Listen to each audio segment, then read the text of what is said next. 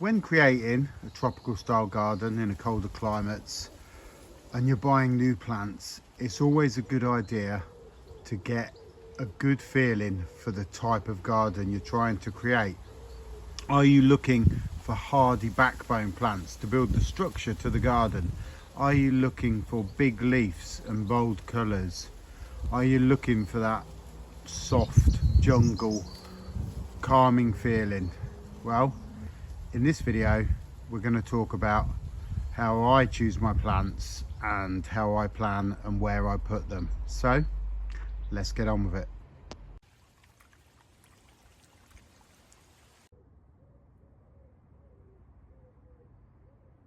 Welcome to my tropical style garden rebuild here in the UK.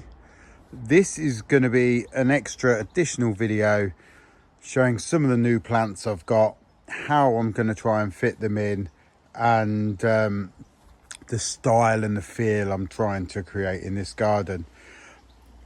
And these new pathways that go round to the back, my biggest influence and the feeling that I'm trying to create, the best example of that is Anthony's garden, which is the contemporary jungle. I have it on my channel. Please search it out. It's one of the best examples of a private self-created garden I've ever had the privilege of visiting. And as you walk around that garden, there is a brilliant mixture of foliage types, but they all tie in. There's an overhead canopy that gives loads of dappled shade, and it's just an absolutely beautiful garden that to look at visually, but also the feeling it creates as you walk around it. A calmness, a sense of peace as you walk around, and it's a joy to sit in and it's a joy to visit. And ever since I visited that, I knew the style of planting I wanted to create around my paths, in my way and in my style, but with a similar feeling. With that in mind, how do I give my new pathways that same type of style and feeling? Well, first of all, I need the height. And for me, the height has been created through a large cordyline, some large tree ferns and some bananas, and also Trachycarpus. In a new garden, this would cost you an absolute fortune. These tree ferns, when I bought them all them years ago, were £20 a foot. Now you're going to be paying £60-70 plus a foot. So they're a specimen item. But realistically, there are plants you can get that are much cheaper that are going to give you that height. The Musa Bajou bananas, which you can see here, they grow pretty quickly if you water well and feed well and give them the right spot. You know, generally I feel the cordyline australises, the green ones, they grow pretty quick compared to a lot of other these tropical style plants. So there is quite a few plants out there, if you look, do your research, that can give you some overhead canopy height if you haven't already got it. But the one thing I would say is you don't want too much of a canopy. So if you can gain that dappled light that filters through, that I've seen in some of the best gardens I've been in, that allows you a different mixture of plants underneath, because it's not shade, it's going to be a sort of dappled shade. There's going to be patches of where the light gets through and where it doesn't get through, and it's going to give you more of a chance to plant different type of plants.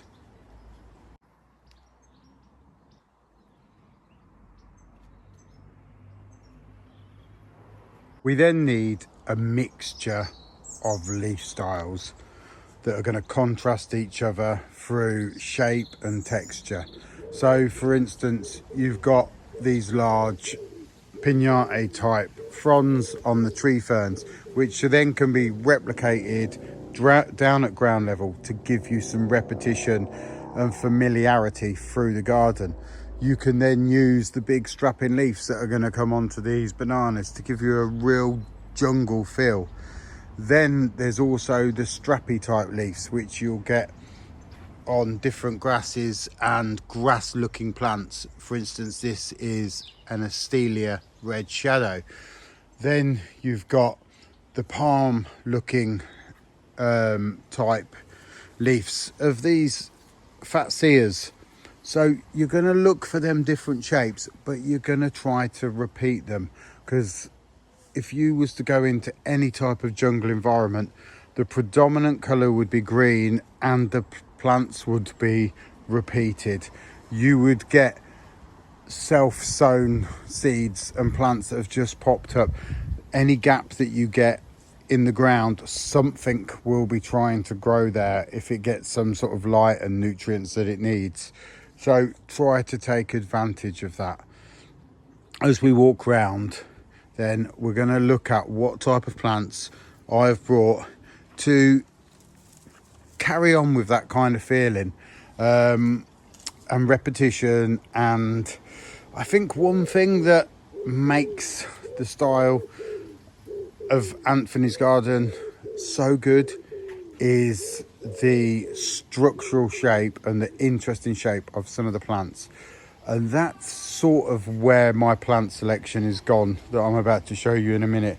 I'm looking for really interesting foliage styles and colours and textures that can add to the more traditional looking plants we've got. So without going on too much, let's have a look at some of the plants we've got.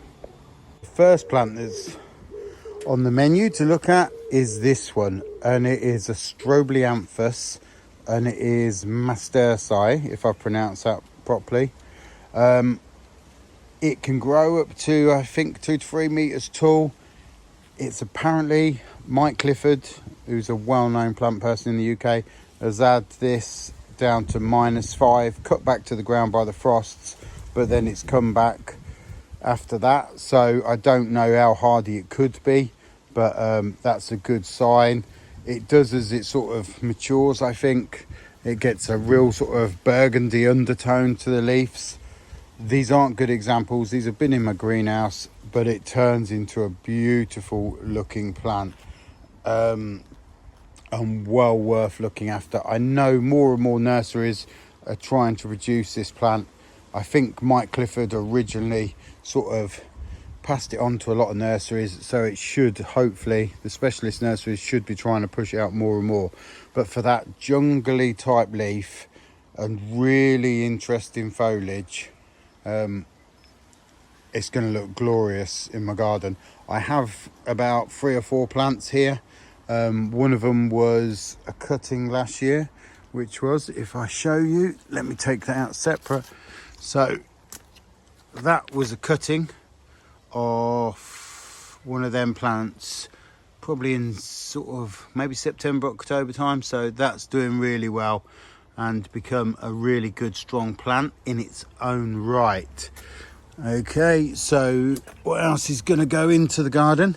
This is going to be another Fatsia polycarpa Edward Needham form, which is the same pretty much as the Green Fingers variety, but the difference is the Green Fingers variety is mass propagated through tissue culture, where this one was a seed grown one from my own plant, and it's now getting to a size where I feel I can put it in. I already have 3 quite large ones in the garden, but I'm going to put another one in to keep up with that repetition and jungle type green interesting foliage in the garden.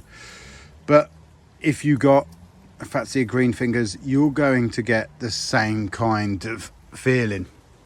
Next to that is just this little tender plant, and this has been in my greenhouse and it's just come out for a little while. It has beautiful sort of silvery foliage to it, and I'm going to zoom in on the label. So that is a Plectranthus argentatus. Did well there because I haven't even got my glasses on. And I just love that soft silvery foliage, and at the bottom ground level where it's just going to creep slightly over the path in a sort of shady, dappled shade environment, I think is going to really add some interest in the lower levels. Then we have this variegated begonia, and this one name is Tubby Andrews. That's just going to give that little bit of spot of colour with this lovely variegation.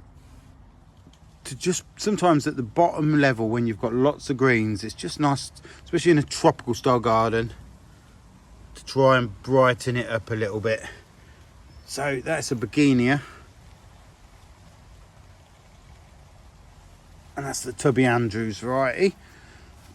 Really like that, think it's really interesting, and that's what I'm saying. I'm trying to get unusual looking plants for this. So this is my Begonia luxurians. I also have, this is probably one of my biggest one. This has been in my heated greenhouse all winter. It's been coming out, getting ready to harden off.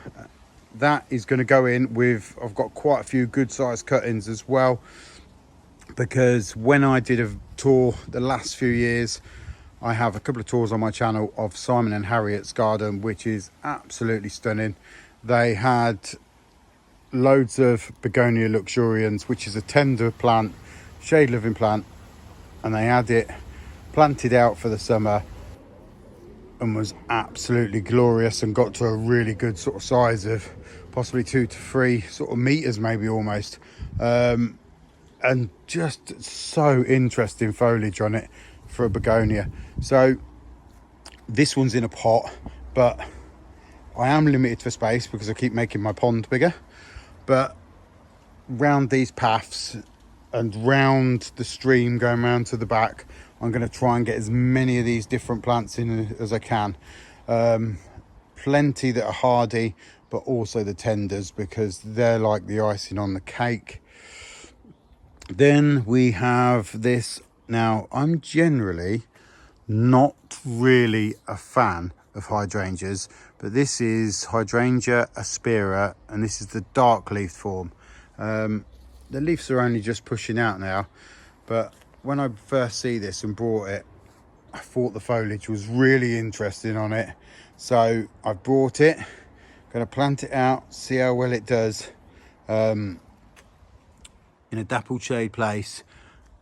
Like I say, the leaves aren't doing anything special at the minute, but I thought it really, in the nursery, stood out. And if it does that when you first see it, then hopefully you should get that same effect in your garden. Okay, going down here, we have, this is my Metapanax Davidi, and it's just pushing out loads of different foliage. This should be generally hardy, evergreen, shrub type plant. Going to find somewhere to plant that. It's going to have very interesting foliage on it. And also, this is the Metapanax Davidi, but I also have someone that is holding on to me another version of Metapanax, which is the Delavei, and that has even more sort of thin, interesting foliage to it. So they're going to go in. Now, here's a plant that's still quite small, and it's probably only going to get potted up for this year, but is most definitely going to end up in the garden in the future. And this one is a hardy Brassiopsis. Generally, hardiness is always relevant to where you live and your soil type and conditions and all that lot. But a nursery down the road for me has one of these, and it is absolutely glorious and has survived quite a lot of their cold winters.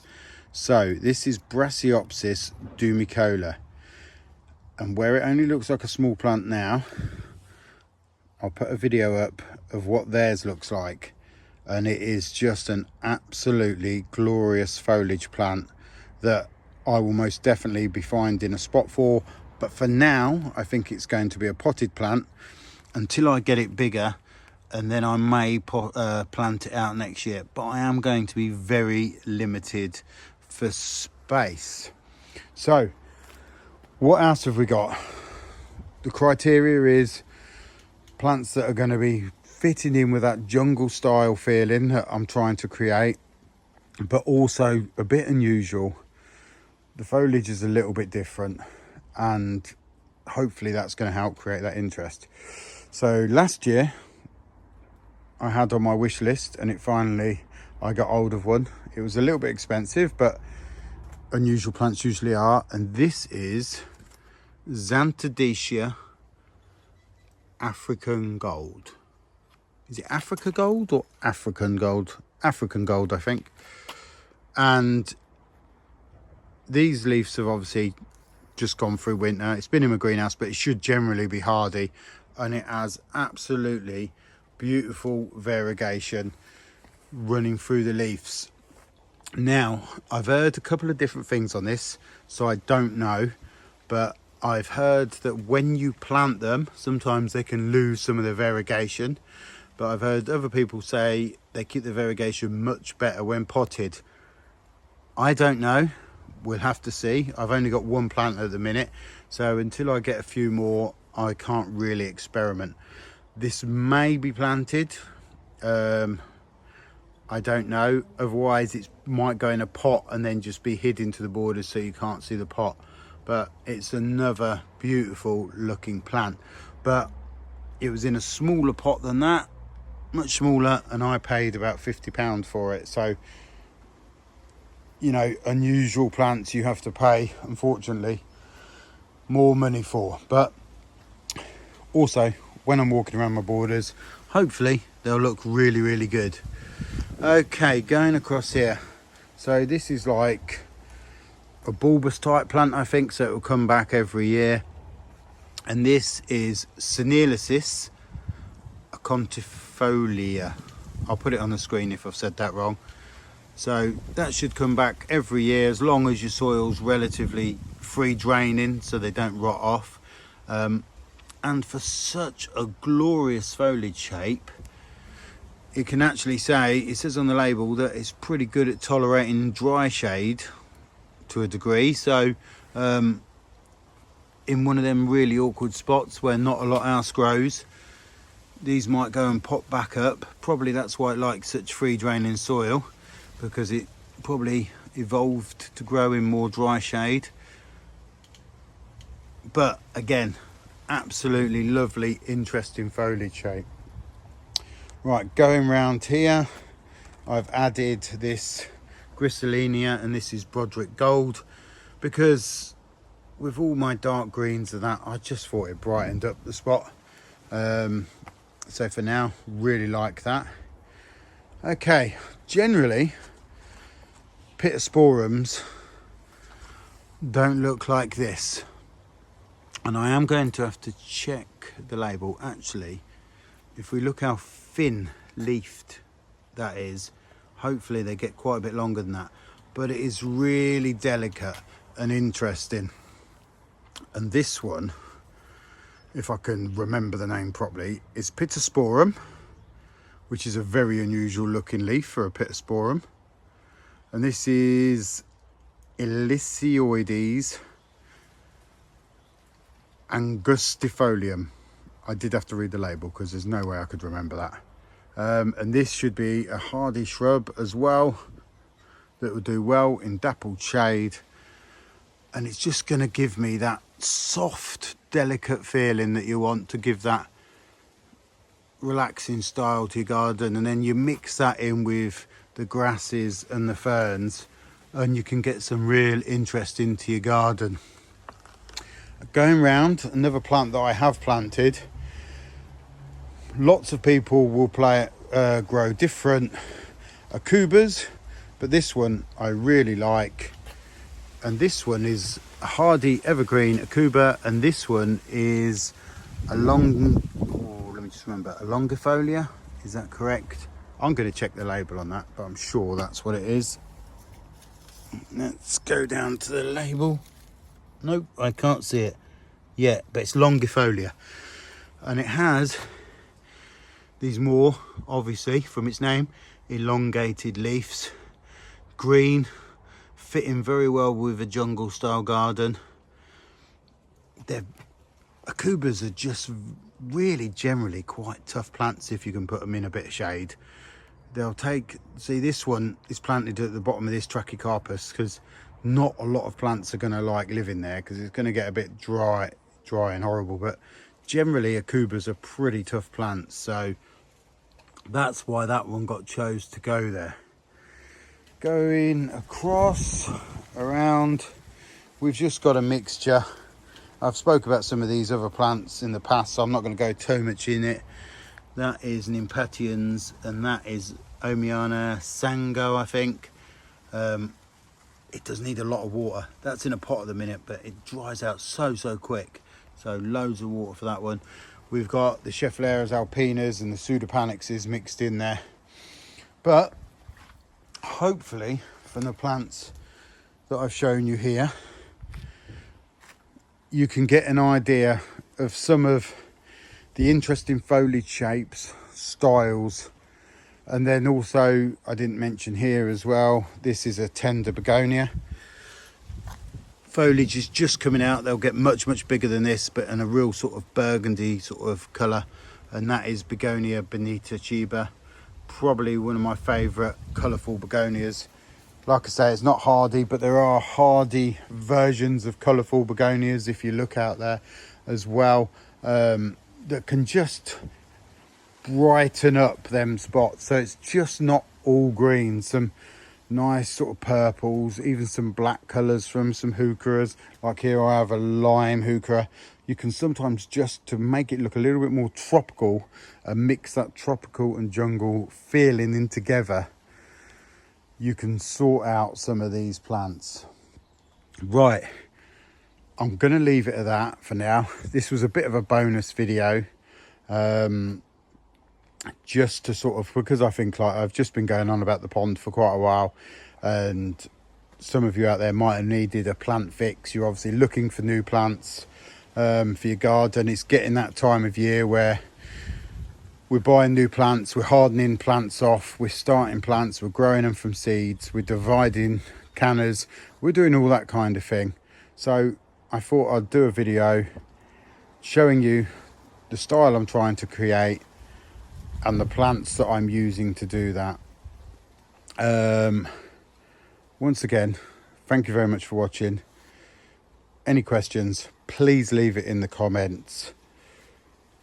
I'm going to go inside, get changed, and then probably do a bit more digging to carry on with my pond.